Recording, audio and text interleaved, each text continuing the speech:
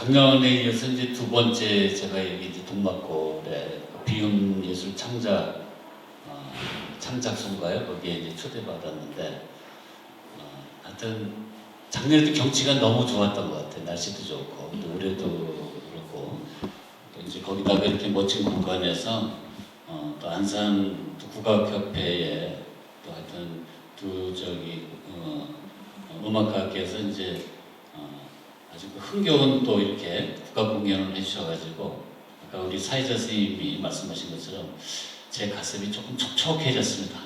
왜냐하면 이게 이제 예술을 그리고 이제 회화를 강의하기 때문에 이 가슴이 드라이하면은 여러분한테도 아마 딱딱하게 들릴 텐데 조금 촉촉해졌는데 하여튼 이렇게 하여튼 그 멋진 기회를 주신 우리가 안산 예총의 우리 김영권 회장님을 비롯한 여러 선생님들께 감사를 드립니다. 김영권 그 회장님하고 이제 저하고는 아까 그 회장님 말씀하신 것처럼 미국의 그 프레즈노에 있는 김홍도의 그 공원 추녀도라는 그 보물급의 그 풍속화를 안산에 가져오는데 같이 함께 이렇게 노력했던 정말 그 숨은 공로자입니다. 오늘 근데 이제 여러분들이 그 제목이 강세항의 그 문이나 세계인데 이거는 이제 어떤 의미가 있는지를 한번 제가 먼저 말씀을 드리겠습니다. 우리가 이제 한국 회화, 특히 이제 그 조선시대 회화를 하나의 이제 큰 덩어리를 볼 때 그걸 이제 세 부류로 나눌 수가 있습니다. 세 개의 카테고리로. 이제 하나는 뭐냐면은 그 왕을 위한 회화예요. 그러니까 왕을 위한 회화는 궁중회화라 이렇게 이제 우리가 얘기를 합니다. 또는 좀 간단하게 해서 궁화 또는 궁중화 이렇게 얘기하고요. 그 다음에 이제 두 번째의 카테고리, 두 번째 부류는 사대부, 다시 말하면 그 양반들을 위한 회화. 그걸 우리가 뭐라 하냐면 문인화라고 해요. 지금 여러분 보시는 것처럼 문인화 또는 뭐 사인화, 남정화, 뭐 이따가 이제 그 이름들이 나옵니다. 그 다음에 이제 세 번째 부류가 뭐냐면은 백성들을 위한 회화예요. 그러니까 백성들을 위한 회화는 민화라고 합니다. 그런데 이제 우리가 놀랍게도 우리가 그 궁중화의 최고 대가가 누굽니까? 김홍도잖아요. 그 다음 문인화의 그 최고 대가가 강세항이에요. 그래서 이제 안산에서 민화의 최고 대가만 나오면은 완전히 그 미술계를 석권하는 겁니다. 그래서 혹시 여기 그 민화 작가들 오셨는지 모르겠습니다만 조금 열심히 하셔가지고 좀 역사적으로 우뚝 쓰시길 바라겠습니다. 그런 점에서 보면은 안산은 그 예항이에요. 지금 뭐 저기 안산 예총에 초대를 받아서 제가 그걸 강조하는 게 아니라 아까 말씀드린 것처럼 세 부류의 회화 중에서 두 부류를 안산에서 가장 큰 인물을 배출한 거예요. 그러면 이제 김홍도는 이제 그동안 이제 제가 여러 번 안산에서 이제 강의했는데 강세항은 처음입니다. 그렇다 그러면 이제 강세항은 어떤 인물이고 또 강세항이 이룩한 그 문인화의 세계는 그리고 어떠한 예술적인 그런 세계인지 그걸 지금부터 여러분에게 설명드리도록 하겠습니다. 지금 여러분 그 보시면은 이게 이제 강세항이 그린 자화상이에요. 그러니까 강세항이 이제 직접 그린 건데 여기에 보시면은 그 여기 오른쪽에 강세항이 이제 직접 쓴 그런 제문이 있습니다. 그러니까 여러분이 여기에 그림에 이런 것들을 우리가 이제 제문이라고 그러는데 시로 쓰면 제시라고 해요. 근데 산문으로 쓰면 제발이라고 해요. 근데 이게 시인지 산문인지 헷갈리거나 잘 모르면 무조건 제문하면 됩니다. 그런데 뭐 제가 한번 읽어보겠습니다. 저 사람은 어떤 사람인가? 수염과 눈썹이 하얗구나. 머리에 오사모를 쓰고 야인의 옷을 입었네. 여기에서 볼 수 있다네. 마음은 살림했지만 이름은 조종이 옳은 곳을. 이게 무슨 얘기냐면 우리가 보통 예를 들어서 그 벼슬한 사람들의 그 초상화 있잖아요. 그 초상화는 되게 어떻게 그리냐면 오른쪽 이런 식으로 그려요. 그런데 여러분 그 왼쪽에 그린 거와 같은 이 강세항의 자화상은 굉장히 특이해요. 지금 모자는 여러분 뭘 쓰고 있습니까? 우리가 사모간대하는 그 오사모, 검은 사모예요. 그 다음에 이걸 우리가 사모를 썼으면 반드시 감복을 입어야 돼요. 그렇죠? 그리고 또 허리에다가 뭘 띱니까? 간대를 이렇게 떼야 되는데 지금 여기에 왼쪽에 있는 우리가 강세향이 그린 이 자화상은 머리에는 삼월, 모자는 삼월 썼는데 오삼월을 썼는데 근데 옷이 뭐예요? 옷이 연거복이라는 어떻게 보면 캐주얼한 옷이에요. 그러니까 이거는 정복을 입었고 그 다음에 모자는 정복에 모자를 쓰고 그 다음에 옷은 캐주얼한 거 한 거예요. 그러니까 이게 좀 안 맞지 않아요? 잘 어울리지 않잖아요. 오른쪽처럼 해야 어울리는데. 근데 그 이유가 있어요.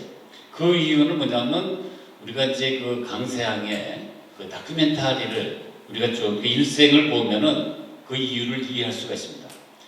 여러분 그 강세향이 안산 출생은 아닙니다. 이따가 다시 말씀드리겠습니다만 서울에 보면 그 장축당 부근 아시죠? 그 부근에서 태어났습니다.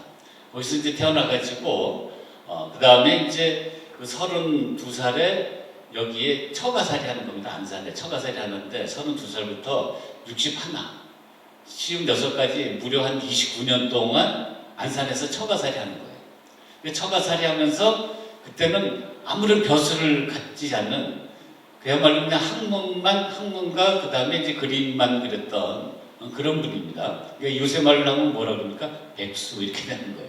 근데 이제 놀라운 기적이 일어납니다. 그거는 뭐냐면 61에 그 영조대왕이 벼슬을 하나 제의하는데 너무 말단 벼슬을 제하는 거예요. 그게 바로 뭐냐면은 그 영종, 다시 말하면 그 세종대왕의 능을 지키는 그 능지기, 그걸 받았겠습니까? 안 받았겠습니까?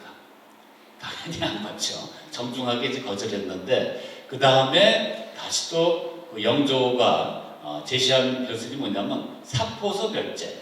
사포서라는 거는 그 궁중의 채소나 이런 거를 관리하는 그러한 이제 그 관청이에요. 근데 거기 별제는 지금 얘기하면 구급 공무원이에요. 그러니까 말단 공무원이죠. 그게 바로 뭐냐면 한갑 지나서 61나에 처음 받은 벼슬이에요. 근데 재밌는 거는 바로 김홍도하고 그 다음에 김홍도는 여러분이 뭐 잘 아시다시피 이제 그 제자잖아요. 제자인 김홍도하고 강세향하고 같은 사포서에 같은 직책 별제로 같이 근무하는 거예요. 같이 근무해서 그렇게 시작이 됐는데 여러분 강세향은 10년 뒤에 뭐가 되는지 아세요? 서울시장이 되는 거예요. 그러니까 지금 여러분 오세훈 시장이 되는 거예요. 그러니까 다시 말하면 초고속 승진을 하는 거예요. 그럼 김홍도는 어떻게 되겠습니까? 김홍도는 거기서부터 시작을 해가지고 연풍현을 여러분이 나중에 한번 가보시면은 거기 한 인구가 2,000명밖에 안 되는 두메산골이에요. 그러니까 다시 말하면 면장. 이제는 뭐 면장급장을 이제 구분 안 하고 제일 작은 단위가 그 현감이지만 어떻든 간에 하여튼 거기에 고을원님을 한 거예요. 근데 왜 강세향은 강세향은 왜 서울시장이 되고 김홍도는 왜 그 면장밖에 안 됐냐? 그건 왜 그러겠습니까? 강세향은 그래도 학문을 했잖아요. 그 다음에 이제 더 중요한 거는 뭐냐면 요새식으로 말하면 아빠 찬스, 할아버지 찬스. 이따가 보여드리겠습니다만은 대대로 높은 벼슬을 합니다. 높은 장관급의 높은 벼슬을 하기 때문에 그 아빠 찬스, 할아버지 찬스 덕분에 그렇게 이제 고속 승진을 하게 되는 거죠. 그런데 여러분 보시면은 지금 그 왼쪽은 강세향이 직접 그린 거예요. 근데 강세향은 직업화가가 아니잖아요. 강세향은 뭡니까? 그냥 취미로, 다시 말하면 그냥 여기로 그리는 화가의 자기의 얼굴, 자화상이 초상하고 이게 70대입니다. 그 다음에 오른쪽은 정조 때, 정조뿐만 아니라 조선시대 최고의 화가인 이명기가 그린 강세향 초상이에요. 어떤 게 더 잘 그렸습니까? 그래서 제가 이걸 한번 볼게요. 여기 보시면은 그 얼굴만, 여러분이 잘 안 보실 것 같아서 얼굴만 확대해 보는데 강세향이 잘 그린 것 같습니까? 아니면 조선시대의 최고의 초상화가이자 궁중하원인 이명기가 잘 그린 것 같습니까? 강세향이 더 잘 그렸죠. 그렇게 얘기하시죠. 회장님처럼. 다른 데 가면 이제 다른 얘기 나올 수 있지만. 근데 강세향도 그런 얘기를 했어요. 강세향이 뭐라 그러냐면 내가 일찍이 스스로 초상화를 그렸는데 다만 그 정신만을 잡아서 그린 것으로. 그러니까 강세향은 자기가 스스로 정신만을 잡아서 그렸다 그랬어요. 그런데 세속의 화가들, 다시 말하면 이명기와 같은 궁중화들은 뭘 그린 거예요? 모습, 거죽을 그린 거예요. 그러니까 강세항은 정신을 그렸고 그 다음에 이명기는 뭘 그렸어요? 거죽, 모습을 그린 거예요. 그렇게 보입니까? 근데 실제로 보면은 이 눈에서 품어 나오는 어떤 기, 그러니까 그 에너지가 강세항이 더 강렬해요. 그래서 우리가 우리도 하여튼 뭐 그런 거 따지지 않더라도 테크닉으로도 거의 이명기 못지 않지 않습니까? 이분은 이제 그야말로 그냥 태어나서부터 그냥 그림만 그렸다. 직업 화가인데, 그리고 궁중의 최고 화가인데 그 최고 화가 못지않은 이런 솜씨를 보인 겁니다. 그 다음에 이제 그 집안을 한번 살펴보겠는데, 이제 강세항이 한 중시조인 그 강민첨인데, 요 고려시대 때에 사실은 문인입니다만은 오히려 이제 그 전쟁에서 전가를 많이 거둡니다. 문인임에도 불구하고. 대표적인 예가 뭐냐면, 여러분 그 강강찬 장군 잘 아시잖아요. 강강찬 장군의 그 기주대 접에서도 바로 그 주역이 사실 강강찬 다음에 누구냐면 강민첨이에요. 이게 강세항의 중시조예요. 그 다음에 그 아버지예요. 강세항의 이제 아버지 강현인데, 강현이 이제 무슨 벼슬을 하냐면 예조판서를 하거든요. 예조판서는 뭡니까? 그러니까 지금 우리 얘기하면 이제 문체부인가요? 문체부 장관이죠. 예조가 이제 예전에 뭐 문교부 뭐 이런 거 같으니까 문체부 장관을 하고, 그 다음에 한성부 판윤을 하니까 이거는 서울시장이에요. 그러니까 그 아버지 벼슬이 대단한 거예요. 그런데 또 지금 초상은 남아있지 않지만 또 강백년 있잖아요. 강백년도 상당히 높은 벼슬을 하는데, 강세항은 아까 말씀드린 것처럼 벼슬을 뭐 한다 그랬습니까? 벌써 잊어버리셨습니까? 한성부 판년, 서울시장, 서울시장을 하는데, 이걸 한번 보세요. 할아버지 강백년 78세. 우리가 강세항 집안이 장수하는 집안이에요. 그래서 78세고 예조판서, 다시 말하면 문체부 장관. 그 다음에 아버지인 강현 몇 세입니까? 오래 사셨죠? 83세. 예조판서니까 또 문체부 장관하고 한성부 판년, 서울시장 했죠? 강세항 78세. 할아버지하고 같이 사셨어요. 그래서 그 서울시장을 했어요. 그래서 결국은 뭐냐면 우리가 이제 70 넘으면서 이렇게 높은 벼슬을 하면은 기루소라고 국가에서 기루소에 이렇게 이제 그 예우를 해주거든요. 그러니까 3대가 다 기루소에 들어간 거예요. 그리고 3대가 다 이렇게 장관급의 높은 벼슬을 했기 때문에 바로 추사 김정희가 이런 글을 써줬어요. 뭐라고 써 있습니까? 3세 기형지가다. 그러니까 이런 집안에서 태어났기 때문에 김홍도하고 똑같이 말단 공무원으로 시작했지만은 강세항은 뭐가 됩니까? 서울시장이 되는 거예요. 이해하셨습니까? 예. 그 다음에 그 아들이 바로 뭐냐면 강인이에요. 그러니까 그 아들이, 첫째 아들이 강인이고, 둘째 아들이 뭡니까? 강완. 셋째 아들이 강반. 그리고 넷째 아들이 뭡니까? 강빈이에요. 다 외우셨습니까? 인완, 관빈. 이렇게 외우시면 돼요. 그래도 또 안산에 사시면 또 이 정도는 아셔야 되니까 다시 한번 따라 해보세요. 인완, 관빈. 예. 그래서 우리가 이제 아드님의 초상인데 얼굴 보면은 아버지하고 너무 닮았죠. 그런데 이제 그 손자가 누구냐면 강희호예요. 강희호인데 이 강희호의 초상은 또 우리나라 한국 초상화에서도 많이 거론될 만큼 굉장히 독특합니다. 왜냐하면 얼굴이 마치 그 서양화 같지 않아요? 서양화 기법을 하는데 옷은 또 전통적인 또 이런 화법을 하기 때문에 뭔가 이렇게 그 얼굴만 이렇게 뽀샵한 것 같은 이런 느낌이 이렇게 들어요. 그런데 어쨌든 간에 강희호는, 손자 강희호는 광양형강. 지금 이제 광양시인가요? 예전에 광양읍이었죠. 한 읍장 정도 이렇게 한 겁니다. 그런데 얼굴이 갑자기 달라지죠. 증손자에서. 한번 보세요. 여기 강세항 얼굴은 약간 얼굴이 이렇게 길쭉하잖아요. 예?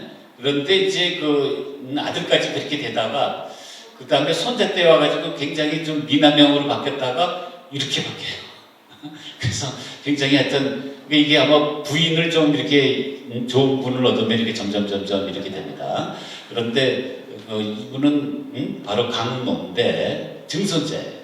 증손자인데 병조 판사니까 국방부 뭡니까? 장관 이렇게 한 거죠. 그리고 좌우정까지 이런 그러니까 대단한 집안이에요. 이 광세한 집안이 아주 우리가 어떻게 보면은 이 안산에서도 자랑할 만한 벼슬로만 해도 자랑할 만한 이제 그런 집안입니다. 아까 말씀드린 것처럼 태생은 어디라고 그랬어요? 태생은 서울. 남서동이 어디냐면 거기 장충당, 여기 장충당 쭉 나오지 않습니까? 두 번째 보면 쌍림동, 장충동 이렇게 나오는데 장충 체육관 있잖아요. 그 부분이다. 이렇게 이제 생각하시면 되고, 그럼 안산은 언제 오냐면은 32살, 1744년에 와가지고 1773년 61세에 서울로 가는 거예요. 벼슬을 해가지고 서울에서 어디 사냐면은 남산 밑에 삽니다. 그러니까 남산에 성비가 되는 거죠. 그래서 우리가 이제 강세향이 그러면 어디에 이제 사셨냐. 그래서 이제 그거를 우리가 이제 알 수 있는 이제 기록들이 이렇게 쭉 있는데, 오늘은 저기 시간 관계에서 이렇게 쭉 넘어가고 그냥 아예 그냥 지도를 보여드릴게요. 여러분 이제 이게 저기 껌껌해서 잘 안 보인다면은 요 가운데에 있는 빨간 점이 있잖아요. 거기가 이 옆에 있는 청문당이에요. 청문당이고 밑에 있는 빨간 점은 그 성호 이익의 집이에요. 한 5리 정도 됩니다. 그 다음에 거기서 위로 수암동, 요 부근 아니에요? 네? 요 부근 어디죠?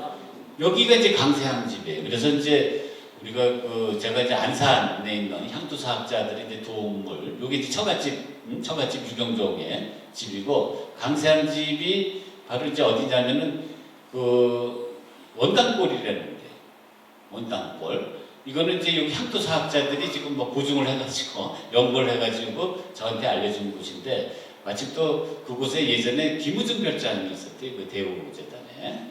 근데 지금 이제 아파트로 이렇게 이제 바뀌어 있습니다. 그래서 이제 지금까지 여러분이 강세향이라는 분이 어떤 분인가 하는 강세향의 어떤 그 다큐멘터리에 대해서 여러분에게 이제 간단하게 설명을 드렸고, 강세향이 우리가 회화사에서 이룩한 가장 큰 업적은 뭐라 그랬습니까? 문인화라고 했잖아요. 우리가 이제 김홍도는 우리가 궁중해화라 치면은 바로 이제 강세향은 이제 문인화인데, 그렇다면 문인화가 뭐냐? 아까 말씀드린 것처럼 그냥 말에 그냥 정의가 나와 있어요. 다시 말하면 사대부를 위한 그림이에요. 그런데 우리가 이제 문인화라는 이름을 북송 때에는 뭐라 그러냐면 사인화라고 했어요. 사인이라는 건 사대부라는 뜻이에요. 누가 얘기했냐면 소동파가 얘기한 거예요. 그 다음에 이제 명나라 때, 중국에 이제 명나라 때 와가지고는 동기창이라고 여러분 많이 들어보셨을 거예요. 동기창이 문인화라는 말을 처음 쓰고, 그 다음에 이제 명나라 때 시모라는 사람이 남정화라는 말이 있었어요. 그럼 여러분 문인화, 사인화 또는 사대부화, 남정화 이게 다 뭐예요? 같은 말이에요. 이해하셨습니까? 같은 얘기를 그러니까 여러 가지의 이런 말로 이제 용어로 설명하는 거고, 그러면 문인화에 상대되는 용어는 뭐냐? 그러니까 문인이 있으면은 그 당시에 그 화가의 문인과 대응할 만한 화가 집단이 뭐냐면 화원이에요. 화공이에요.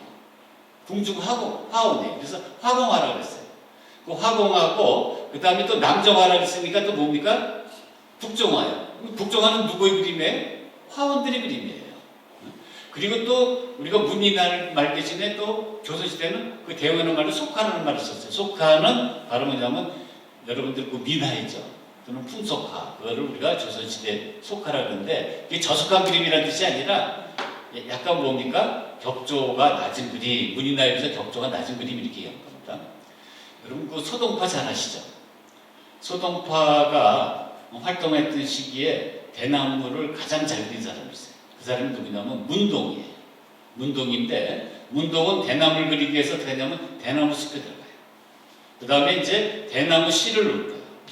대나무 차를 마셔요. 대나무 그리고 술. 대나무 술이 뭐가 있습니까? 쭈집에 가면 드시는 거 회장님 기억 안 나세요? 주격청주. 네. 그래서 이제 모든 생활을 그냥 대나무를 막 일치시켰다 보면은 어느 순간에 내가 대나무인지 대나무가 난지 대나무가 내가 하나 되는 순간이 있어요. 그럴 때 보면은 대나무에 대한 참모습, 대나무에 대한 본질, 대나무에 대한 그 에센스가 가슴에 다 맺히는 거예요. 그걸 우리가 소동파가 뭐라고 했냐면 흉중성죽이다. 가슴에 뭡니까? 대나무를 이룬다 그랬어요.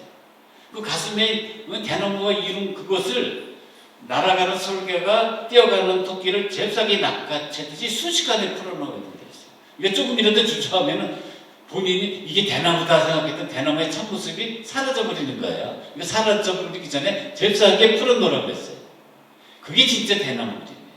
근데 그렇게 해서 그려진 대나무 그림은 그게 예를 들어서 뭐 갈대처럼 보이던 아니면 그냥 이렇게 뚱뚱한 뭐 느티나무처럼 보이던 거 아무 상관없는 거예요. 노프로블럼이에요. 그 내가 생각한, 내가 깨달은 대나무의 참모습이기 때문에 아무 문제가 없는 거예요. 그런데 우리가 보통 화가들이 대나무 그릴 때 어떻게 합니까? 일단은 그 이젤을, 여기 이젤이네요. 이젤을 갖고 가서 그 위에다가 캔버스를 얹어놓고 대나무 대를 보고 하나 그리고 대나무 줄기를 보고 하나 그리고 또 대나무 이파리를 보고 하나 그래요. 그거는 대나무에 뭘 그린 거예요? 거죽을 그린 거예요. 여러분 아까 강세항이 자아상을 얘기하면서 뭘 그렸다 그랬어요? 자기의 마음을 표현한 거고 그 다음에 그 새 속에 화가 그린 걸 뭘 표현했다 그랬어요? 모습을 그렸다 그랬어요. 다시 말하면은 그 마음이라는 건 진이에요. 그게 진이에요. 참모습. 바로 그 참모습이고 그 다음에 이제 아까 말씀드린 것처럼 이러한 그 모습을 그렸다는 건 그거 뭡니까? 껍데기를 그린 거예요. 이해하셨습니까? 그래서 여기 이제 그 화가 분들도 아마 오셨을 텐데 문인하는 거는 바로 뭡니까? 대상의 참모습, 대상의 에센스를 그린 거다. 그게 이제 우리가 문인화의 가장 중요한 거고 그 다음에 이제 남성 조희공 얘기가 나오는데 우리가 이제 문인들이 그 화공들을 되게 무시해요. 아까 말한 것처럼 속하라 그러면서 막 저속하다 그러는데 그 이유가 있어요. 첫 번째는 뭐냐면 문인들은 가슴속에 몇 권의 책인지 아세요? 10,000권의 책이 있어요. 우리 회장님은 몇 권의 책이 있을지 모르겠네요. 그러니까 공부를 많이 한 거죠. 그렇기 때문에 바로 뭐냐면 이 화공들은 좀 무식하다. 이게 손재주만 있어서 그림만 그린다 해가지고 그래서 이제 이렇게 속하다 하고 이렇게 이제 깔보는 게 이게 첫 번째 이유고 두 번째는 옛날에 정말 그 아름다운 그 명작들을 실컷 보는 거예요. 그러니까 지금은 우리가 명작들 보기가 너무 좋아요. 예를 들어서 우리가 네이버나 이런 데에 포털 사이트도 있지만은 또 박물관에 가까운 데 있잖아요. 거기서 이제 유명한 그림들 이렇게 볼 수가 있고 그런 어떤 바로 뭐냐면 지식을 쌓는 거고 그다음 세 번째는 뭐냐면 여기 써 있는 것처럼 수레바퀴 자국과 말 발자국이 천하에 반이 되도록 돌아다녀야 됩니까? 그게 뭐냐면 여행을 많이 해야 돼요. 그러니까 여행을 많이 해서 견문을 넓히라는 얘기입니다. 그래서 문인화가가 화공화 또는 화원들에 비해서 뛰어난 점 세 가지. 첫 번째 뭐라 그랬습니까? 첫 번째는 가슴에 10,000권의 책이에요. 10,000권의 책이니까 독서를 많이 하는 학문이고 두 번째는 옛날 그림을 많이 봐서 지식을 쌓는 거고 세 번째는 뭡니까? 세 번째는 여행을 많이 해서 견문을 얻는 거예요. 이게 이제 문인화예요. 그래서 우리가 이제 이러한 이제 지식을 갖는 그런 문인들이 그렇지 않는 그 화원들을 이제 무시하는 거죠. 그래서 우리가 문인들의 그림들 보면은 이런 용어들이 나와요. 한번 여기 보시면은 쓸쓸하고 단박한 거. 이게 이제 문인들이 바로 그리는 이런 세계고 또 밑에 보면 한가롭고 온화하고 엄격하고 고요하고 이런 심오한 어떤 마음을 표현하는 게 이게 문인화라고 했어요. 그렇다 그러면 화공화는 뭘 그리는 거겠습니까? 여기 보시면 날아가는 거, 달리는 거, 느리는 거, 빠른 거 또는 높은 거, 낮고 향하고 등지고 멀고 가깝고 이런 거 이해하셨어요? 그러니까 굉장히 심오한 어떤 그 마음의 세계를 표현한 거가 문인화다. 그래서 소동파가 아주 유명한 얘기를 했습니다. 여러분들이 이거는 꼭 기억하시는 얘기인데 형사로 다시 말해 형사 콜럼보가 아니라 그 외형을 얘기하는 겁니다. 외형을 가지고 그림을 논하는 것은 뭐와 다름없다 했습니까? 어린아이와 다름없다 했습니다. 그러니까 외형을 갖고 논하는 게 아니라 뭘 갖고 논하야 돼요? 마음을 갖고 논해라. 이제 이런 얘기예요. 이게 이제 문인화입니다. 근데 이제 이거를 우리가 이제 강세항이 이제 어떻게 그렸느냐 이거를 이제 지금부터 보시겠는데, 그러니까 추운 겨울에 추운 겨울을 이렇게 이겨내는 새 벗이 있어요. 그러니까 추운 겨울에 푸르름을 잃지 않는 뭐가 있습니까? 노랗게 표현한 소나무가 지금 그림이 가운데 있죠. 그 다음에 추운 겨울에 꼿꼿함을 잃지 않는 대나무가 지금 오른쪽에 있습니다. 그 다음에 추운 겨울에 또 화려한 꽃을 피우는 매화, 이걸 새한사무라고 했어요. 그래서 이거는 지금 여러분 보시는 거는 고려말 조선초의 해라는 화가가 그린 세안사무인데, 여기서 보시면은 소나무는 주인공으로 삼았죠. 그 다음에 이제 그 대나무하고 매화는 뭡니까? 엑스트라를 삼은 거예요. 이런 게 문인화였는데, 근데 이제 강세항부터 새로운 문인화가 시작이 된다. 이게 이제 엄청 중요한데, 이런 문인화. 이게 뭡니까? 내란 북쪽이죠. 사군자예요. 여러분, 군자가 뭡니까? 군자라는 거는 도덕적으로 높은 도덕성을 가진 사람을 군자라고 그래요. 근데 성인 군자라는 말도 쓰시잖아요. 근데 둘 다 높은 도덕성을 갖는데 성인은 하늘이 내려주는 거예요. 그러니까 우리가 어떻게 할 수 있는 그런 부류가 아니고, 군자는 뭡니까? 우리가 열심히 공부하고 아까 말씀드린 것처럼 또 열심히 또 여행도 다니고 또 열심히 또 우리가 박물관 같은 데서 이렇게 이제 학문을 닦으면은 할 수 있는 그런 거예요. 그게 이제 우리가 군자예요. 그래서 얻을 수 있는 높은 어떤 도덕성인데, 그거를 우리가 이제 그 식물로, 그것도 뭡니까? 계절별로 해가지고 사군자를 이렇게 만들잖아요. 그래서 우리가 이제 그 봄에 뭡니까? 매화, 여름에 난초, 가을에 국화, 겨울에 대나무인데, 이거를 처음 세트한 화가가 누군지 아세요? 강세왕이에요. 표암 강세왕이에요. 그래서 우리가 표암 강세왕 이후부터는 바로 지금 보시는 사군자가 우리가 또 문인화의 또 새로운 그 주류로서 이렇게 이루어집니다. 여러분, 그 한국고전번역원이라는 우리나라 이제 그 문집을 번역해서 올려놓은 그 사이트가 있어요. 근데 거기에 제가 그 우리나라 그 화가들이 그리는 그 꽃 이름을 다 집어넣어 봤는데 1위가 뭔지 아세요? 1위가 매화예요. 매화가 가장 많이 나와요. 두 번째가 국화예요. 세 번째가 대나무, 난초. 매란국죽 아니에요? 매란국죽이고, 그 다음에 이제 다섯 번째가 영포. 이거 불교하기도 영포. 그 다음에 일곱 번째가 모란인데, 문제는 뭐냐면 무궁화이잖아요. 무궁화 우리나라 국화잖아요. 근데 사실은 지금 여기 가운데 10몇위인가 그래요. 그래서 이게 많이 이렇게 순위가 이렇게 떨어져 있는데, 그래서 우리가 그 무궁화를 국화로 한 거는 조금 우리가 좀 고민 좀 해봐야 돼요. 과연 이거 우리가 좋아했던 꽃인가? 그래서 이제 우리가 그 여러분 그 공자님이 이제 이런 얘기를 했는데, 여러분 거친 밥을 먹고 물을 마시며 팔을 굽혀 배더라도 낙은 또한 그 가운데 있으니, 이거는 가난하게 살더라도 낙은 그 안에 있으니 어렵지 못하고 부귀함은 나에게서 뜬구름 같다 그랬어요. 그러니까 부귀하고 그 다음에 그 정의롭지 못한 일은 그런 거는 이제 우리가 피하고, 그야말로 이제 이렇게 아주 가난하지만 의롭게 살아라, 이제 이런 얘기를 이제 공자가 얘기했는데, 우리가 이제 공자님 말씀을 하나님 말씀처럼 여기는 바로 그 조선의 선비들은 어떤 생각을 갖고 있냐면, 예를 들어 서거정 얘기입니다. 조선 쪽에 이제 서거정을 보면, 서거정이 약성의 난간, 이건 높은 벼슬이에요. 공무원인데 철석같이 강직해 일생에 부귀한 얼굴 하기를 부끄러워하거든. 왜냐하면 공자가 부귀를 뭐라 그랬어요? 뜬구름 같으니까 멀리 하라 그랬잖아요. 그러니까 이게 얼굴에 부귀한 얼굴을 일부러 안 하는 거예요. 그런데 한번 그 다음에 세 번째, 네 번째 기사를 한번 보세요. 재밌어요. 당시에 그 환쟁이가 도대체 어떤 사람이기에 매화를 안 그리고 모란을 그렸단 말이냐. 이게 무슨 얘기예요? 매화는 뭘 상징한다 그랬죠? 사군자 아니에요? 사군자하고 가난한 사람들을 상징합니다. 근데 모란은 뭘 상징합니까? 부귀를 상징하잖아요. 그러면 당연히 이렇게 그냥 철석같이 강직한 이런 공무원이면 뭘 그려야 돼요? 매화를 그려야 되는데 왜 모란을 그렸냐? 이제 이런 얘기를 하면서 이제 책망을 한 거죠. 그 다음에 이제 우리 그 안산이 배출한 최고의 학자인 성호 이익은 이런 얘기를 했어요. 미물인 벌도 모란꽃에는 가려하지 않는다. 꽃 중에 북이라는 이름을 꺼려하기 때문이다.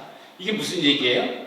그러니까 그 벌도 모란꽃에 같이 하려고 하지 않는다. 실제로 벌이 가려고 하지 않는 게 누가 같이 하려고 하는 거예요? 성호와 같은 거예요? 선비가 가려하지 않는다. 왜 그래요? 그 이유가 재밌는데, 이거는 꽃 중에 부귀라는 이름을 꺼려하기 때문에, 그만큼 이제 우리가 부귀를 굉장히 멀리했어요. 다시 말하면 그림 속에서 모란을 선비들이 멀리하고, 아까 말씀드린 것처럼 세안사무라든가 또는 뭡니까? 사군자를 좋아했는데 19세기 와가지고는 역전 드라마가 일어난다. 왜냐하면 그 미나 속에 이렇게 화려무비한 모란도가 엄청 많이 그려집니다.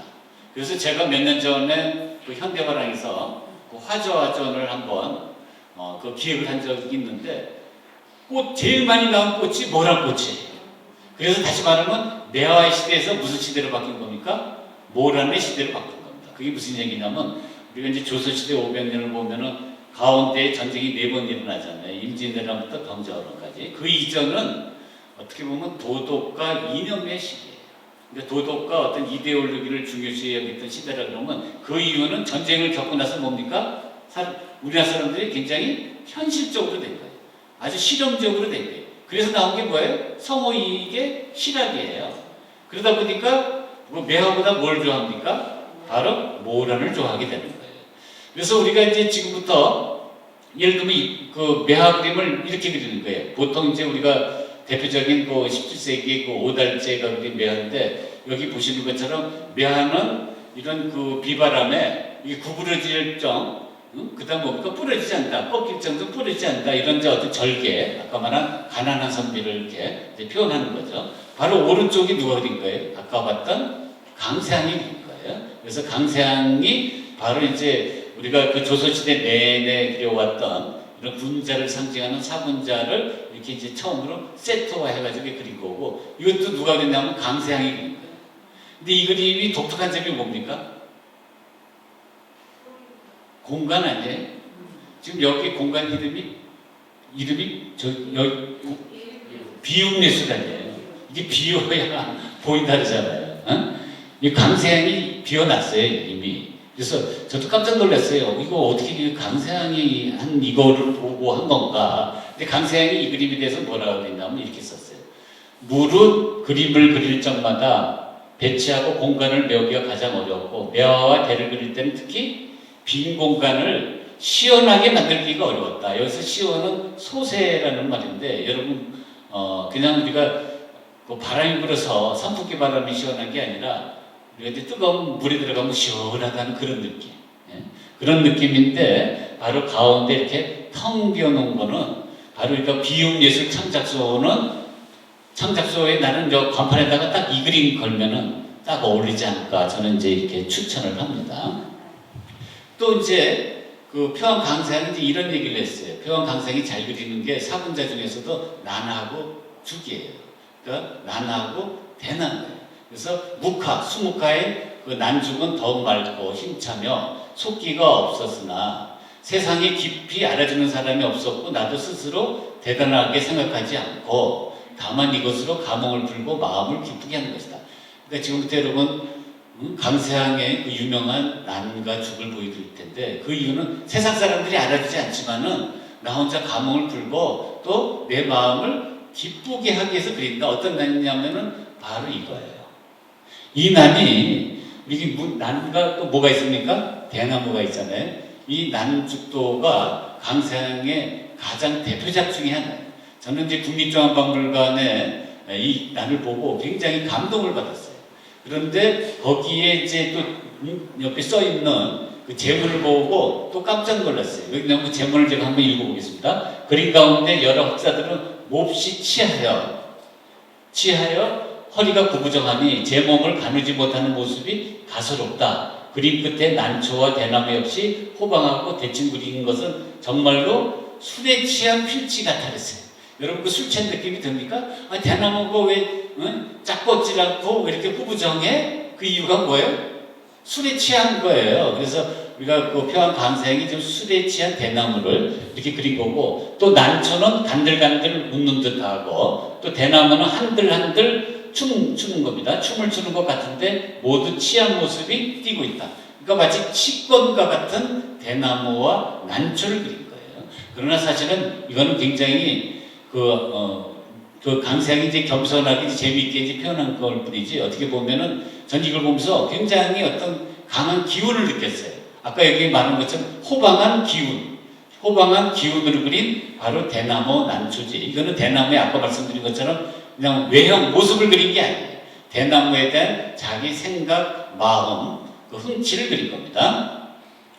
그래서 이걸 자세히 보시면 이런 이제 대나무, 아까 그 치권을 생각하시면서 이 대나무를 보시고 그 다음에 또 이제 난초를 보는데 재밌는 거는 우리가 강세항 시절에는 난초가 없었대요. 난초가 없어가지고 그냥 화보를 보고 난초를 그렸다는데 그 증거를 한번 보여드릴게요. 제가 이거 넘어갔는데 여기에 보시면은 두 번째 맨 끝에 줄부터 한번 보겠습니다. 그림을 보고 덜을 모세해 보았지만 진짜 나를 보지 못했기 때문에 그 정신을 옮기고 실물을 그대로 그릴 수가 없었다. 왜냐하면 그 우리나라에는 옛적부터 뭐가 없었어요? 난이 없었다고 그랬어요. 그러니까 이 난은 화보를 그리고 보고 그린 난이에요. 그래서 지금 여러분 보신 것처럼 강세양이 제일 잘 그리는 상자는 난과 뭡니까? 대나무입니다. 근데 이 난을 보면은 좀 컬러풀하지 않아요? 그래서 이렇게 컬러풀한 이런 그림도 그리고 또 이렇게 매화도 그리는데 여기도 보시면은 그 보름달이 또 이렇게 노랗게 해서 굉장히 아주 그 참신한 이런 화풍을 이렇게 매화도 그립니다. 그리고 또 이런 과일도 이렇게 그려요. 그 다음에 이제 이런 이제 무늬난 그리는데 그 다음에 여러분이 이제 중요한 거는 그다음 강세양의 이제 풍류 생활에 대해서 여러분에게 아마 설명을 드리기로 했습니다.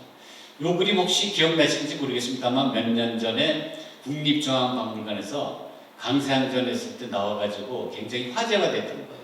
왜냐하면 조선 후기의 유명한 화가가 여기 다 나와요. 그러니까 강세양이 살았을 때 강세양과 교회했던 그 화가들이 나오는 거예요. 그런데 이제 여기 규나라는 곳이 어딘지 모르지만 규나에서 이루어진 어떻게 보면 그 풍류생활, 그 아치 있는 그런 모임입니다.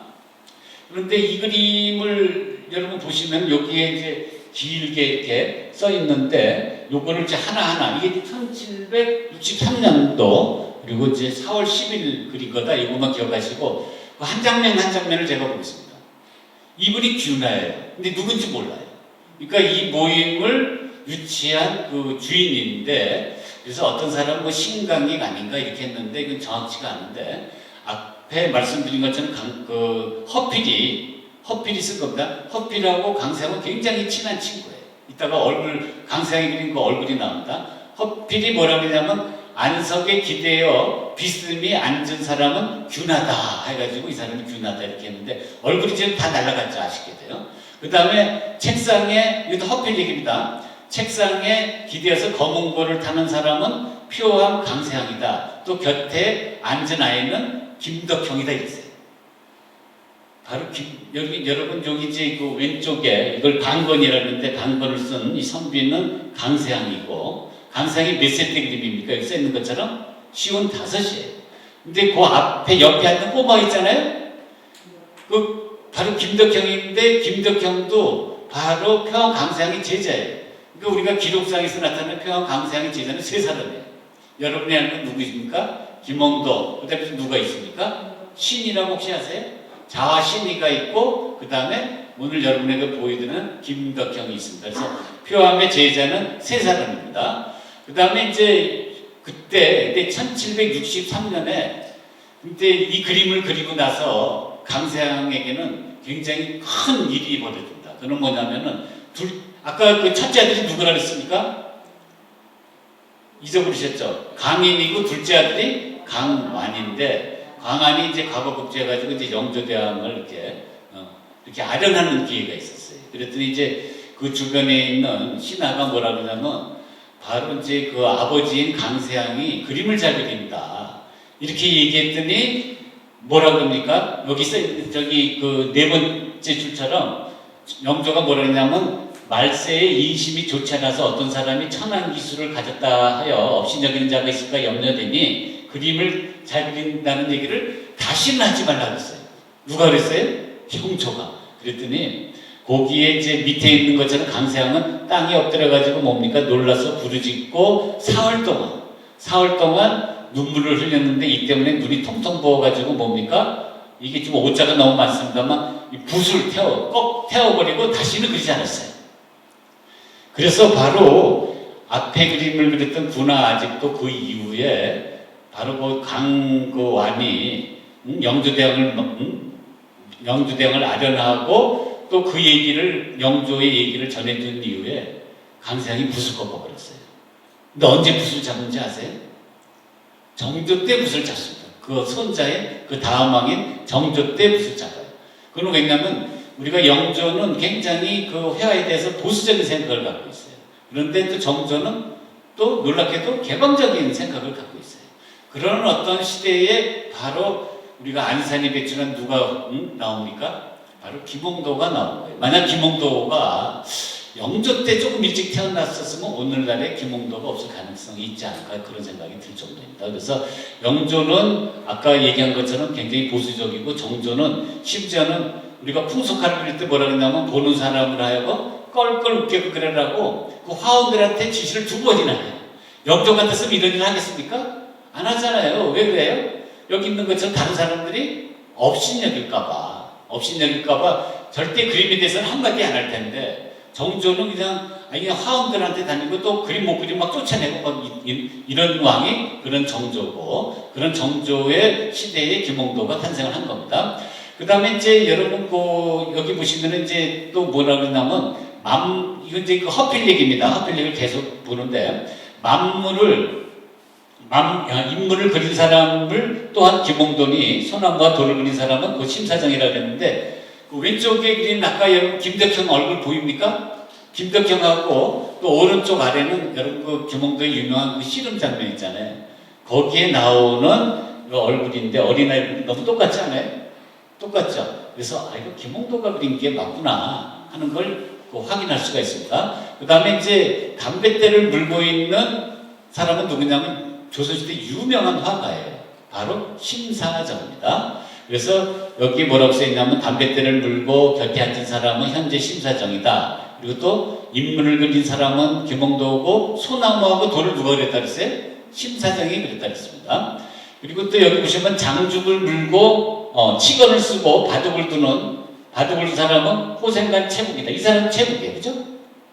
지금 장죽을 물고 있잖아요. 바둑을 두고 그 다음에 마주하는 사람은 누굽니까? 추계고 그리고 또 바둑 들고 훈수 두는 사람은 바로 그 강세항의 친구인 연객 허필이다 이렇게 돼 있는데 여러분 그 채국이 이런 모습으로 나와요. 여러분이 이제 그 인터넷 같은 데 보면 채국이 이렇게 애꾸눈으로 나오는데 그 이유가 뭔지 아세요? 여기 보시는 것처럼 여기 써 있네요. 그 외눈이가 된 그 사정은 어떤 사람이 이제 그림을 그려달라고 이렇게 이제 요청을 했는데 이게 이제 그림이 이제 생각대로 안 될 때가 있잖아요. 그랬더니 그 주문한 사람이 막 그냥 짜증을 내고 이제 위협을 하니까 뭐라 그러냐면 분기탱천해가지고 그는 남이 나를 저버림이 아니라 내 눈이 나를 저버린다면서 자기 눈을 푹 찌면서 다네요. 그러니까 마치 여러분 누구 생각납니까? 빈센트 반 고흐가 우리가 이제 귀 자른 거하고 이제 그 비슷한 건데 그게 인터넷상에 이제 이런 초상화가 도는데 이거는 채국이 그린 건 아닙니다. 그 후대에 이제 그린 겁니다. 그렇다 그러면은 채국이 애꾸눈이어야 되는데 애꾸눈처럼 보입니까? 약간 그 눈이 좀 저기 하죠. 그러나 사실은 그 왼쪽을 찔렀다 그랬는데 그래서 하여튼 여기가 이제 채국이고 그 다음에 이제 또 구석에서 바둑을 두고 훈수 두는 사람은 누가 있냐면 아까 말씀드린 것처럼 그 강세항의 최고 아주 절친 화가인데 바로 허필입니다. 근데 강세항이 그린 허필 그림이 바로 허필 그림이 이렇게 생겼어요. 요건 좀 나이 들었을 때 허필 그림인데 비슷하게 보입니까? 요분하고 이건 이제 좀 젊었을 때 허필이고 이건 나이 들어서 허필이네. 그래서 이제 우리가 강세항이 아까 말씀드린 것처럼 그 균화에서 이제 그 당대의 최고의 화가들을 이렇게 모아놓고 이런 그림을 그렸는데 이거는 굉장히 놀라운 사실입니다. 그 다음에 여기 이제 김홍도예요. 김홍도가 지금 뭘 하고 있냐면 그 퉁소를 이제 불고 있는 이런 장면입니다. 그 다음에 여러분이 이제 너무 잘 알고 있는 바로 이제 그 청문당에서 그 초복 때 복날에 이제 모였던 그 현정 승집이죠. 그래서 이제 요 그림인데 이 그림이 이제 우리가 의미가 있는 게 있어요. 이게 이제 여러분 보시면은 우선은 그 초복 때 이런 어떤 고한 이런 아치 있는 모임을 가졌다 그러는데 그것도 좀 어색하지 않아요? 복날에 무슨 이렇게 고한 이런 그 풍류가 있는 모임하고 좀 어울리진 않아요. 그러나 하여튼 아마 세계 최초로 아마 세계 유일하게 복날에 모임을 그린 그런 그림입니다. 그런 점에서 보면 강세항의 그 현정 승집이 또 중요하고 그 다음에 두 번째는 이제 뭐냐면은 저는 여기에 놀랐어요. 여기 이제 누구누구 이렇게 쭉 나오잖아요. 여기 이제 주인은 강세항이 여기 있고 그 다음에 이제 여기 이제 주인이 이제 그 유경종이 여기가 있어요. 바깥에 있는데 요 두 사람 강원과 유성 이 사람은 뭐냐면은 여기 써 있는데 동자예요. 동자 두 사람이 하나는 책을 읽고 경집은 책을 읽고 부채를 든 있는 유성인데 더 놀라운 거는 마루 아래에 누가 있습니까? 가동인 기남이 있는 거예요. 이게 왜 놀라운지 아세요? 그러니까 예를 들어서 이런 동자나 가동 같은 사람들은 신분이 하찮은 사람들이잖아요. 그러니까 이런 사람들을 여기다가 굳이 거론할 이유가 없잖아요. 제가 이제 지금 그 오스트리아에 오늘 오프닝 합니다만은 이제 그 책거리전이라고 우리나라 이제 그 미나입니다. 미나 작가들의 그림을 아마 세계에서 아마 3대 박물관 중에 하나인데 거기서 지금 오늘 오프닝 11월까지 하는데 저는 이제 5월달에 갑니다. 근데 거기에 그 박물관장이 그 머릿말을 인사말을 썼는데 제가 놀란 게 뭐냐면 맨 밑에 있잖아요. 맨 밑에 누구에게 감사한다 하는데 그 박물관에 그 일에 종사하는 10명 이름을 하나하나 다 쓴 거예요. 왜냐하면 우리나라 예를 들어서 박물관장이라 그러면은 여기서 같이 이렇게 일하는 그 밑에 있는 사람들 이름 쓰겠습니까? 안 쓰잖아요. 그냥 기껏 써봐야 그냥 뭐 실장 정도인데 근데 거기에는 한 10명이 다 참석한 그 하이직에 있는 사람까지 다 거론한 거예요. 근데 그거 보면서 저는 이걸 떠올렸어요. 그건 누구도 그래요? 표암 강세항도 그러잖아요. 표암 강세항이 바로 그 지역의 유명한 유지들만 한 게 아니라 그 동자 2명을 여기다가 거론했죠. 이름을. 거기다가 또 뭡니까? 심지어는 그 일하는 가동인 뭡니까? 기남이까지 했잖아요. 그래서 이거 보고 저는 감동을 받았어요. 감동을 받았는데 바로 그 엊그제 제가 머릿말을 보고 그 다음에 이겨 보니까 아 이게 같이 상통하는 거다. 그래서 저도 앞으로 우리 회장님도 그냥 그 직원들 여기 일한 사람은 그냥 일일이 좀 번거로워도 다 집어넣어야 되는데 그게 바로 뭐냐면 표암의 정신입니다. 표암 강세항의 정신 이렇게 보시면 돼요. 그 다음에 이제 그 송도 기행첩을 여러분에게 이제 보여드리겠는데 여기는 이제 그 유명한 그 개성을 그릴 겁니다. 개성을 그렸는데 이 바위를 한번 보세요. 영통동에 이제 바위를 그렸는데 이 서양화법을 그린 거예요.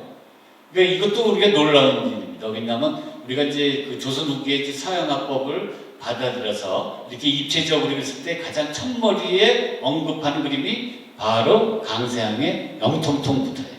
그런데 여러분 서양화법을 해가지고 어떤 그 입체감 있게 표현했지만 하나 아쉬운 점이 있어요. 이게 뭔지 아세요?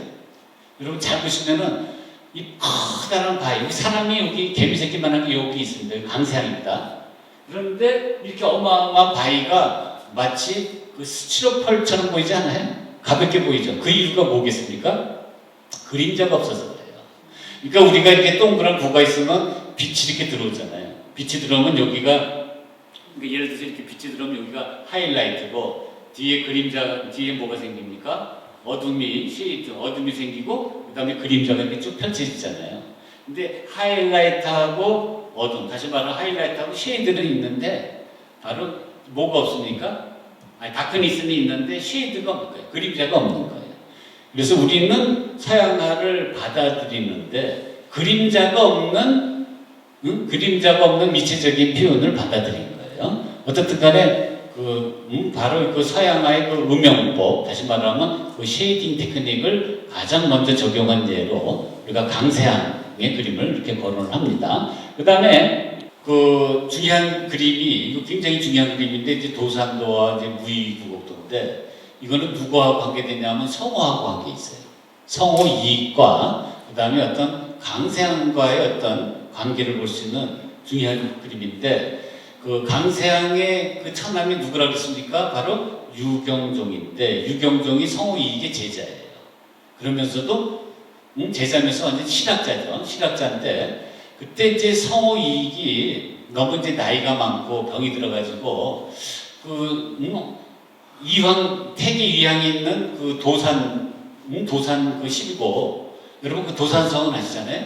거기를 이제 가보고 싶지만 갈 수가 없어가지고 그걸 누구한테 부탁하냐면 바로 강세항한테 부탁해요.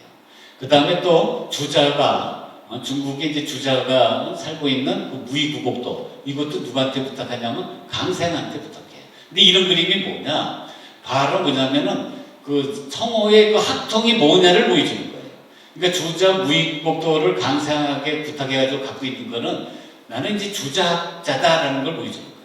그러니까 우리가 조선시대가 주자학의 시대 아니에요? 성리학의 시대죠. 그러니까 우리가 유교가 두 가지 종류가 있어요. 하나는 원시 유교가 있고 신유교가 있어요. 근데 우리는 그 조선시대는 신유교예요. 신유교는 누가 세운 거냐면 주자가 세운 거예요. 그래서 우리가 주자학이라고도 하고 또 신유교는 성리학이라고도 하고 이렇게 얘기합니다. 그래서 바로 그 주자가 신유교의 또는 조선시대의 최고 이념의 최고의 학자예요. 그러니까 나는 주자학의 정통을 잇는다 해가지고 주자가 살았던 그 무이구곡을 그려달라고 그런 거예요. 그 다음에 또 주자학을 이은 두 사람이 있어요. 하나는 율곡이이가 있고 또 다른 하나는 누굽니까? 태계 이항이 있는데 성호는 어느 쪽이냐면 율곡 쪽이 아니에요. 바로 뭡니까? 태계 쪽이에요. 그래서 나는 태계의 학통을 주자와 더불어서 태계의 학통을 이은 학자다라는 의미로서 그 뭘 그려달라는 거예요? 도산도를 그려달라는 거예요. 그래서 이게 어떻게 보면 성호의 성리학, 성호의 그 실학의 그 학통을 보여주는 거예요. 그래서 이게 바로 그 성호, 그 강세한게 도산을 그려달라 했던 그림이 이 그림이에요. 여러분 이게 이제 보물로 지정이 됐습니다. 여러분 도산서원이 바로 이제 여기에 있는데 보입니까 여기요? 이게 이렇게 쭉 길게 이렇게 이어지는 이게 두루마리 그림입니다. 바로 이제 여기가 이제 우리가 도산서원이고, 그 다음에 이제 여러분 그 무이구곡도를 그려달라고 했는데 무이구곡도는 누구라고 했습니까? 주자라고 했죠. 그러면 도산도하고 그 무이구곡도는 전부 산수도인데 이게 무슨 의미가 있느냐? 이건 단순한 경치를 그린 게 아니에요. 바로 도산도는 누굴 그린 거예요? 태계 이항의 분신이에요. 이해하셨습니까? 그럼 무이구곡은 누구의 그림이에요? 바로 뭐냐면 주자의 분신이에요. 그러니까 주자가 여기에서 학문을 경영하고 제자를 키웠던 바로 그 학문을 잇겠다는 그런 표현이지, 이게 단순히 그 무이산의 아름다운 자연을 그린다는 뜻이 아니에요. 이 사람이 주자예요, 주시. 그래서 여러분에게 꼭 말씀드리고 싶은 거는, 추천하고 싶은 거는, 나중에 이제 조금 코로나가 좀 괜찮아지시면은 이 무이구곡을 꼭 가보세요. 너무 멋진 여행이 될 겁니다. 그래서 여러분에게 이제 미리 이렇게 여행을 시켜드렸는데, 여기 무이산이라고 써있죠? 무이산이라고 써있는데 여기가 구곡이에요. 구곡이라는 거는 이게 9곡입니다. 그래서 뭐 1곡, 2곡, 3곡, 4곡에서 9곡까지인데 여기 무이구곡을 가가지고 제가 안 사실은 뭐냐면 이게 그 시작이 1곡부터 9곡이 되는 게 아니라 물기는 거꾸로 9곡부터 해가지고 9곡, 8곡, 7곡 이렇게 쭉 내려와요. 1곡부터 이렇게 되는 게 아니에요. 그 다음에 이제 이게 바로 뭐냐면 이제 명나라 때 이제 그랬던 그 무이구곡도인데 우리는 가보질 못하잖아요. 가보질 못하니까 이런 그림을 가지고 아까 강세함도 그리고 한 거예요. 이게 이제 하나로 내려오는데 지금 보신 것처럼 경치가 어마어마하게 멋있어요. 그러니까 중국에서도 아마 이제 이러한 그 절경을 보기 힘들 정도로 대표적인 경치인데, 여러분 여기에 계곡에 점점이 보이는 게 이게 뭔지 아세요? 뗏목인데 이 뗏목 관광을 거의 1시간 40분 정도 하실 수가 있습니다. 여기 보이죠? 근데 이게 아주 기가 막힙니다. 1시간 40분이 언제 지나갔는지 모를 정도로 아주 흥미로운 그런 곳인데, 바로 여기에 지금 뗏목 있죠? 그리고 이제 이런 낮은 그 귀한 괴석들이 이렇게 이제 펼쳐져 있고, 요 봉우리가 어떻게 보면 무이구곡의 가장 대표적인 봉우리인 그 옥녀봉이에요. 옥녀. 근데 옥녀인데 여기는 이제 옥녀와 그 대장 일곡의 갔다 오신 분 있으세요? 아니세요? 근데 굉장히 좋아하시면 갔다 오신 줄 알았어요. 일곡의 대장암이 있고 이곡의 옥녀봉이 있는데 거기 가면은 서로 이렇게 그 러브스토리가 전해져요. 그러니까 일곡의 대장과 이곡의 그 옥녀가 사랑을 나누는데, 그래서 이제 바로 그 주자가 여기 이제 뭐라고 써놨냐면 우뚝 솟은 옥녀봉 꽃꽂은 물가에 임했으니 누구를 위한 단장인가 이렇게 했잖아요. 근데 성호가 이걸 못 받아들여요. 성호뿐만 아니라 우리나라 학자들이, 성리학자들이 못 받아들여요. 왜냐하면 여기는 그 에로틱한 사랑 이야기예요. 사랑 이야기인데 성호는 이걸 뭐로 해석하냐면은 이거를 그 사상적으로 해석해요. 이게 뭐 어떤 식으로 하냐면 일곡이 이제 가장 낮은 단계의 학문이고 그게 이제 좀 높아지면 이곡이 되고 이곡이 또 학문적으로 높아지면 삼곡이 되고 삼곡은 사곡이 이렇게 되는 거예요. 근데 그건 왜 그렇습니까? 실제로 가보면 그런 얘기 한마디도 없어요. 전부 보면은 그냥 세속적인 뭐 사랑 이야기 엄청난 이런 이제 그 스토리텔링이 있는데 그런 것들을 파악을 못한 거죠. 왜냐하면 안 가봤기 때문에 그래. 그래서 주자가 너무 높은 학자니까 이거를 그냥 학문적으로 재해석을 하는 거예요. 근데 가보면 완전히 유흥 분위기입니다. 그래서 지금 여기 보시는 것처럼 여기에 그 관광, 거기 공항에 보면은 이런 식으로 이렇게 돼 있는데 여기에 대표적으로 뭐가 나옵니까? 옥녀봉이 나오고 거기에 이제 뗏목 관광 이런 데에 이제 또 실제로는 그걸 갖고 여기에 이제 보시는 것처럼 인상이라고 중국에 이제 유명한 경치 있는데 그 장내모 감독 아시죠? 장내모 감독이 어마어마한 스케일에 이런 쇼를 하는 거예요. 근데 이건 조그만 무대가 아니라 저쪽에 막 산 있고 저쪽에 산 있고 여기 전부 다 거기다가 어떻게 뭐 하여튼 라이팅을 다 해가지고 그리고 또 무대를 빙빙 돌아가면서 이런 쇼를 하는 곳이에요. 근데 그 쇼 내용이 뭐냐면 그 7곡의 대장암과 2곡의 옥녀봉이 뭐예요? 사랑을 나누는 거예요. 그 얘기가 나오는데 예를 들어서 우리가 그 성호가 쓴 얘기를 지금 한번 읽어볼게요. 읽어보면 뭐라고 하냐면 내가 무의구곡가를 주자의 무의구곡가를 읽다가 이 곡을 노래한 옥녀가 꽃을 꽂았다. 옥녀봉 그 얘기 기억나시죠? 꽃을 꽂았다는 식구에 이르러 말뜻이 어울리지 않는 것이 아닌가 의심하였는데 자세히 살펴보고 나서야 그 말이 학문의 단계를 말하는 것이다. 아까 말한 것처럼 뭡니까? 1곡은 학문의 초기 단계, 그 다음에 2곡은 그 다음 단계, 3곡은 이렇게 해서 최고의 단계가 뭐예요? 9곡인데 가보면 그거하고 아무 상관이 없는 거죠. 그래서 우리가 이제 안 가보면은 이런 이제 상상을 하게 됩니다. 그러나 바로 상상을 하던 아니면 이게 학문의 뭐 단계를 이렇게 해석을 하던 성호 이익이 왜 그 주자의 무의구곡들을 갖고 싶어 했겠습니까? 왜 그 성호 이익이 표암 강세양에게 주자의 무의구곡들을 그려달라고 한 이유가 뭐겠습니까? 그거는 뭐냐면 성호 이익 자체가 주자에게 정통을 잇는 학자다라는 하나의 신표로 간직하기 위한 거예요. 성호 이익이 왜 그 태계 이항이 머물렀던 경영했던 도산도를 그려달라고 하겠습니까? 그거는 뭡니까? 성호 이익이 주자부터 시작을 해가지고 조선시대의 최고 학자인 그 태계 이항의 학문을 잇는 학자라는 것의 어떤 신표를 삼는 거 이해하셨습니까? 이런 것들이 문인화예요. 이런 것들이 문인화이기 때문에 그 문인화 속에서는 아까 말씀드린 것처럼 어떤 그 마음을 그린 게 있고 또 문인화 속에서는 또 지금 보시는 것처럼 뭡니까? 어떤 학문적인 또는 학문의 어떤 그 이념을 그린 이런 것들이 있는 겁니다. 그래서 지금 아까 보여드린 것처럼 그 장례모 감독이 하는 이제 그런 인상이라는 그 쇼를 얘기하는 거고 이게 쇼 장면이에요. 그래서 여러분들이 꼭 가시면 1시간 40분 그걸 구경을 하시고 거기다가 이렇게 쇼까지 보고 그러면은 이거는 대단한 관광입니다. 여기 한번 보세요. 저 멀리 있는 산에다가도 이렇게 라이팅을 하고 써가지고 하는 정말 이게 중국적인 어떤 스케일입니다. 그래서 우리 이제 참 이런 것도 우리가 안산에서 좀 배워야 될 것 같아요. 그죠? 또 이 무의구곡만 그려달라고 할 게 아니라 바로 이제 이런 거대한 스케일의 이런 쇼도 우리가 이제 안산에서 한번 이렇게 재현하면 어떨까 이런 생각을 하는데 재밌는 건 뭐냐면 지금 보시는 것처럼 왼쪽에 그 오른쪽에 지금 옥녀봉이 있잖아요. 지금까지 좀 말씀드린 옥녀봉이 있는데 왼쪽은 그 옥녀봉을 그린 바로 김홍도의 무의귀도도예요. 그래서 김홍도도 갔습니까? 안 갔습니까?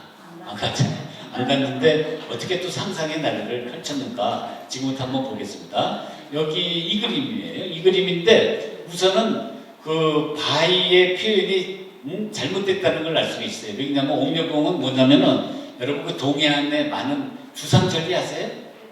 동해안은 그 남쪽부터 해가지고 저쪽 금강산에 있는 데 한번 원산에 있는 데까지가 전부 다 이렇게 그냥 이렇게 결이 이렇게 나눠진 이걸 주상절리라고 그러잖아요. 경주도 그 주상절리로 굉장히 유명합니다. 한번 와보세요.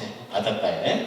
근데 이런 바인데 김홍도는 뭐로 해석을 했냐면 거의 노년기 지형 아니에요? 그러니까 이건 안 가봤기 때문에 이거는 용서를 해줘야 될 문제입니다.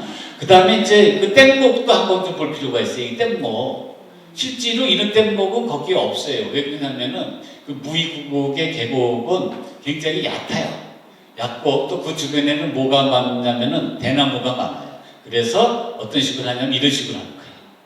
그 대나무를 이렇게 이어가지고 앞에 사공이 있고 뒤에 사공이 있어가지고 큰 이런 이제 막대기를 이렇게 그러니까 깊지가 않으니까 막대기를 이렇게 밀어서 이런 식으로 이제 그 하고 있고 그다음에 이런 식으로 하는 거예요. 근데 김홍도는 어떤 식으로 했습니까? 이런 한번 자세히 보세요. 김홍도는 여기 보시면 그 돛대가 보이잖아요. 그걸 이렇게 번쩍 또 여기 이렇게 들고 있고 그러니까 이런 것도 사실은 없어요. 이런 게 이런 것도 없고 그다음에 이런 것도 당연히 없죠. 노를 저는 것도 없어요. 노도 없을 뿐더러 이런 돛대도 없어요. 그래서 이거는 이제 안 가봤기 때문에 여러분이 이제 용서를 해야 되는 그런 문제입니다. 그러나 어쨌든 간에 김홍도의 무의기도도도 굉장히 아주 유명한 김홍도의 대표작인데 제가 이제 여기를 무의구곡을 간 이유는 두 사람 때문에 간 거예요. 누굽니까? 강세한, 세 사람 때문에 간 거네요. 강세한과 그다음 누굽니까? 김홍도와 태기, 저기 성우 이익이죠. 안 그렇습니까? 성우 이익이 무의구곡과 그래달라고 그랬잖아요. 강세한한테. 그러면 세 사람이 다 관여되는 정치 아니에요? 그럼 가야 되겠습니까? 아니면 가야 되겠습니까? 가야죠. 빚을 얻어서라도 가야죠. 바로 그 무의구곡입니다. 꼭 가세요. 또 가면 이렇게 이제 그렇게 사진도 이렇게 찍게 하고 그럽니다.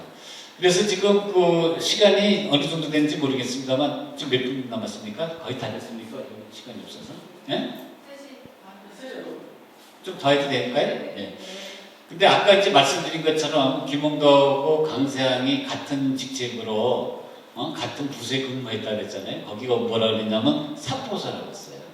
그러니까 사포소라는 건 궁중에 바로 뭐냐면은 그 이제 그 채소를 공급하는 그 관청인데 사포소가 어딘가 여기 가봐야 되지 않겠습니까? 무의구곡은 가려면은 우리가 이제 그 개두해야 되고 뭐 이렇게 준비되고 코로나도 끝나야 되고 그러지만은 당장 갈 수 있는 데는 강세항하고 김홍도가 같이 근무했던 사포소예요. 사포소가 여러분 이렇게 이제 파랗게 표시된 국립고궁박물관이고 광화문 있어요. 이제 어딘지 아시겠죠? 그리고 이 밑에 이제 바로 예전엔 육조거리지만 이 광화문에 이제 대로가 쭉 있는데 여기 보면 서울 지방국세청 있고 더 쉽게 찾으려면 이 옆에 뭐가 있습니까? 연합 뉴스가 있고 외교부 여권과 있다는 건 이게 무슨 얘기냐면 여기 주한미국 대사관 대충 어딘지 아시겠어요? 그래서 이 서울 지방국세청을 찾아가시면 됩니다. 그래서 거기를 가시면은 이렇게 돼 있어요. 이렇게 돼 있고 거기에 그 사포소라는 이러한 이제 그게 사포소라는 팻말이 있습니다. 그 다음에 이제 그 사포소에서 이게 같이 근무하면서 강세항이 김홍도에 대해서 얘기한 게 있어요. 그러니까 김홍도가 어떤 품성을 갖고 있느냐. 제가 읽어보겠습니다. 일이 끝나가지고 그 공로로 물자를 관장하는 관직에 임명되는데 사포소에 임명이 되었는데 이때 나도 관직에 종사하여 사는 다시 말하면 김홍도와 함께 동료가 되었다. 지난날 어린이로 보았다. 어렸을 때 전리 갈 때 김홍도가 바로 안산에서 그림을 그렸잖아요. 그거는 우리가 누구도 부정할 수 없는 그 팩트잖아요. 김홍도가 여기서 뭐 태어났냐 안 태어났는지 이거는 우리가 증명할 길이 없지만은 그건 확실한 얘기인데 지난날 어린이로 보았던 사람이 이제는 어깨를 나란히 했다. 같은 직책에 같은 부서에 같은 직책이니까 이제 그럴 수밖에 없는 거죠. 내가 감히 그를 격이 낮다고 한탄하는 심정을 갖지 않았지만 김홍도, 다시 말해 사는 김홍도는 기지를 굽혀 더욱 공손히 하여 선생이기 때문에 더욱 공손히 하여서 함께 있는 것이 또 영광스럽다는 뜻을 늘 보였고 나도 그 김홍도 군이 자만하는 마음이 없는데 뭐 했다 그랬어요? 감복했다 이렇게 했어요. 그래서 이제 그 우리가 이제 같이 근무한 걸 또 우리가 볼 수 있고, 그 다음에 이제 아까 말씀드린 것처럼 강세항이 초고속 승진한다 그랬잖아요. 초고속 승진하면서 어떤 일까지 벌어지냐면은 바로 정조대왕의 안내로 비연을 구경하는 그런 또 이제 이런 은혜를 받는데, 그 얘기가 또 우리가 이제 기록 속에 나온다. 그래서 뭐 1781년 69세예요.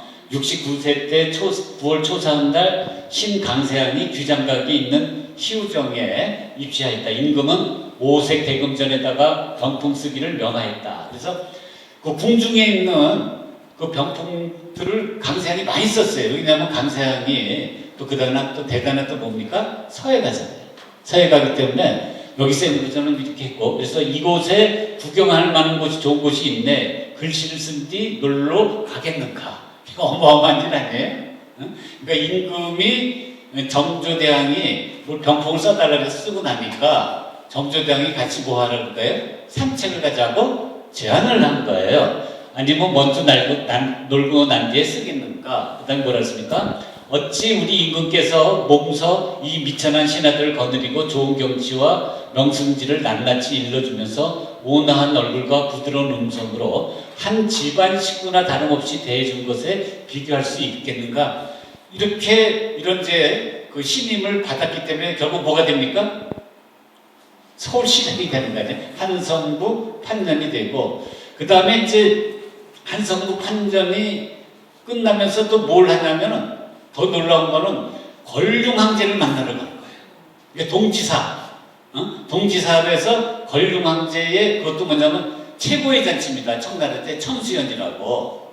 거기에 부사로서 참석을 하는 그런 또 영광을 얻습니다. 그래서 권룡제의 한대 속에서 원명한 또 국경의 명소를 구경하고 옹방강 유영 등의 그 유명한 학자들의 찬시도 받았는데, 그때 간 거를 그림으로 그린 게 남아있어요. 그걸 소개하겠는데 이런 그림이에요. 그러니까 동지사로 가면 대개 이제 한 10월 정도에 가가지고 그 다음에 2월 정도에 이렇게 이제 돌아옵니다. 근데 지금 연세가 어떻게 되죠? 아까 79세예요. 좀 무리 아니에요? 근데 나중에는 이제 돌아오고 나니까 정조대왕이 보약을 지어줘요. 그러니까 정조대왕도 보면 되게 따뜻한 사람이에요. 그래서 지금 여기 보시면 이제 중국에 이제 지나가다가 이렇게 풍경인데 굉장히 현대화 같지 않아요? 저 이 그림 보고 깜짝 놀랐어요. 이게 무슨 조선시대 그림 맞아? 그러니까 요새의 현대 그 수묵화가 그린 것 같은 굉장히 아주 모던한 이런 그림이고, 나무의 표현도 보시면 그렇지 않습니까? 이렇게 안개 속에 점점 이렇게 잦아지는, 마치 우리가 서양의 그 대기원근법 같은 이런 그림들 보면은 이건 정말 굉장히 현대 수묵화 같다 이런 느낌이 있고, 더 놀라운 건 뭔지 아세요? 이 그림이에요. 우리나라 최초의 만리장성을 누가 그랬어요? 표왕 강세항이 그린 거예요. 보입니까? 저 오른쪽이 만리장성이에요. 항상 우리가 그 사진들이 지날 때 그 만리장성을 지나게 돼 있어요. 근데 표왕 강세항도 그리고 그 제자인 누구도 그립니까? 김홍도도 그래요. 지금 그래서 이 그림 보면은 우리가 앞에 봤던 여기 비음예술 창작소 여기다가 비음예술 창작소 이렇게 쓰면 되겠네, 그죠? 아까 그 소세하다 그랬죠? 이렇게 텅 빈 그 여백의 미하고 이거하고 너무 비슷하지 않아요? 비슷한데 그건 뭐냐면은 바로 그 표왕 강세항이 이런 어떤 그 여백의 미를 잘 활용했다라는 걸 알 수 있는데, 바로 이제 그걸 확대한 그림이에요. 이게 만리장성을. 만리장성 많이들 갔다 와보셨죠? 한 3사람 끄덕끄덕거리시네. 이게 바로 이제 김홍도도 이제 1789년에 이제 아까 그 강세항 초상화를 그리는 최고의 초상화가 누구라고 그랬죠? 이명기하고 같이 동지사의 일행으로 갔다 옵니다. 갔다 오면서 그때 그린 건데, 이걸 이제 이명기가 그렸는지 김홍도가 그렸는지는 좀 그 학자들 사이에 좀 논란의 여지가 있어요. 서로 이제 얘기하는 게 좀 달라요. 그래서 어떻든 간에 저는 이제 김홍도일 가능성도 상당히 높다고 보는데, 이거는 김홍도가 그린 만리장성이에요. 근데 이제 우리가 앞에 그림이나 뒤에 그림 보면은 그 당시에 정조 때 유행한 그림이 뭐냐면 굉장히 높은 데서 마치 우리가 그 드론을 띄워가지고 이렇게 내려다보듯이 예전에 한번 그 항공 촬영하듯이 그 그린 거예요. 근데 여기가 어디예요? 만리장성인데 여기서 이렇게 높은 데 가서 이렇게 내려다보면 어떻게 됩니까? 사람들이 굉장히 그 체력적으로 무리가 있겠죠. 그래도 이걸 누가 좋아하냐면 정조대왕이 이걸 좋아하는 거예요. 그래서 어떻든 간에 이렇게 그리다가 나중에 그 금강산 그리도 김홍도하고 김응한이라는 사람이 금강산 그리고 갔다 와가지고 김응한은 그 부산에서 세상을 떠나잖아요. 너무 무리가 돼가지고. 그리고 또 김홍도도 또 여기에 북경을 갔다 와가지고 아주 그냥 중병을 앓고 죽다 살아나요. 그 이유는 뭐예요? 정조의 취향 때문에 그래. 정조가 높은 데서 내려다보는 그림을 좋아하니까 화가들이 얼마나 힘들겠어요. 그래서 어떻든 간에 이제 이러한 그 만리장성인데 이걸 좀 확대해서 보면 이제 이런 그림이죠. 그리고 여기도 보시면 이거는 강세항이 그린 국회공원이라는 이제 공원이에요. 공원인데 놀랍게도 강세항도 높은 데서 내려다보고 그러죠. 그런데 이제 이거 아마 모르긴 몰라도 이게 그냥 밑에서 그랬지만 마음의 드론을 한 메들 이렇게 띄워가지고 이렇게 내려다보듯이 이렇게 그린 것이 아닌가 이렇게 생각이 들고 또 여기 보시면은 이제 요 그림이 요 장면이 뭐냐면 여기 천수연이라고 보입니까? 천수연이라고 보고 조선국 부사 누구예요? 강세항. 이게 중국에서 중국에서 이제 그때 이제 부사로 가면서 내려준 하산 이제 그런 홀인데 그래서 우리가 어떻게 보면 강세항이 굉장히 뭡니까? 행복한 이런 이제 그 벼슬 생활을 한 거죠. 물론 이제 그 30년 가까이 그 안산에서는 그 풍류를 즐기고 낭만을 즐기고 또 우리가 책을 많이 읽었어요. 왜 책을 많이 읽냐면 바로 자기의 그 처갓집 빈 청문당이 우리나라 또 대표적인 사립 도서관 중에 하나예요. 그죠? 만건당이라고요. 그게 이름이 만건당이니까 그것만 고스란히 어디다 담으면 됩니까? 가슴에 대면 아까 말한 가슴에 만건서가 되는 거예요. 만건서. 그래서 그 학문도 하고 그 다음에 이제 글씨도 잘 쓰고 그 다음에 이제 그림도 그리고 이렇게 어떻게 보면 굉장히 좀 풍류를 즐겼다가 그러니까 61부터는 그야말로 그냥 초고속으로 뭡니까? 초고속으로 승진했는데 그렇게 된 거에는 여기 지금 몇 가지 보여드렸듯이 정조의 뭡니까? 굉장히 신임을 받은 거예요. 신임을 받았기 때문에 바로 정조가 일을 시키고 같이 뭡니까? 같이 구경 가자 하는 이제 그런 그 혜택을 받아갖고 그리고 또 여기에 또 다 벼슬 한성부 판정까지 다 하고 나서도 또 해외여행까지 시켜주잖아요. 근데 그 해외여행도 보통 해외여행이 아니에요. 아까 말씀드린 것처럼 그 강희제 아주 그냥 걸림제의 최고 잔치에 천수연 잔치에 바로 그 부사로 가는 이런 이제 영예를 누린 화가가 됩니다. 그래서 이제 여러분들이 그 이제 제가 이제 준비한 거가 뒤에 더 있는데 시간 가서 이제 여기서 마무리 짓고 이제 정리를 하겠습니다. 그 아까 말씀드린 것처럼 우리가 가장 중요한 포인트는 뭐냐면 조선시대의 회화를 세 부류로 나눌 때 첫 번째는 뭐라 그랬습니까? 궁중화, 두 번째는 문인화, 세 번째는 뭐예요? 민화예요.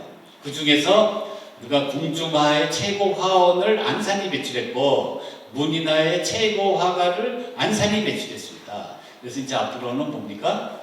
그 민화의 화가만 배출하면은 그야말로 이제 그 쓰리풀을 이제 그 달성을 하게 되는데 어쨌든 간에 우리가 그 조선시대의 그 문인화라는 거는 조선시대의 가장 대표적인 그림입니다. 왜 그러냐면 조선시대라는 거는 문인들의 세계입니다.